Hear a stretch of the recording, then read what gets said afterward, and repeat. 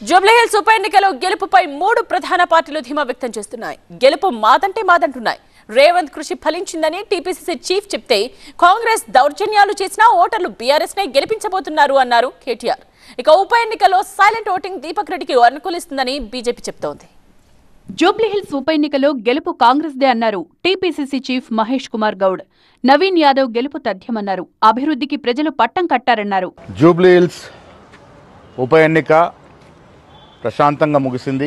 ప్రజలు పెద్ద ఎత్తున కాంగ్రెస్ పార్టీకి, కాంగ్రెస్ అభ్యర్థి నవీన్ యాదవ్కి మద్దతునిచ్చినట్టుగా అక్కడ ఉన్నటువంటి వాతావరణం మా నాయకుల ద్వారా తెలుస్తూ ఉంది.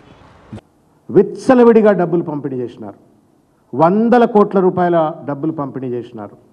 రోడ్ల మీద ఆపి గూగుల్, నువ్వు ఓటరా అయితే కార్ ఆపు, బండి ఆపు, గూగుల్ పే నెంబర్ నీకు గూగుల్ చేసి పడేస్తా అని చెప్పని ఈ రకంగా ఒక తప్పుడు సంప్రదాయాలకు, ఒక చిల్లర సంప్రదాయాలకు పాల్పడి 2500 రూపాయలు, 3000 రూపాయలు, 4000 రూపాయలు, ఆఖరికి పోలింగ్ దగ్గరికి వస్తే 10,000 రూపాయలైనా పర్లేదు అనేటువంటి ఒక రీతిలో ఒక అర్రాజు పాట పాడినట్టుగా ఓట్లను కొనుక్కునేటువంటి ఒక చిల్లర ప్రయత్నం చేసినారు. జూబ్లీహిల్స్ ఉప ఎన్నికలో ఓటర్లు అనూహ్య తీర్పు ఇవ్వబోతున్నారన్నారు బీజేపీ నేతలు. ఏ పార్టీ ధీమా ఎలా ఉన్నా ఓటర్ల తీర్పు ఈవీఎంలలో నిక్షిప్తమైంది. ఈ నెల 14న గెలుపెవరిదో తేలనుంది.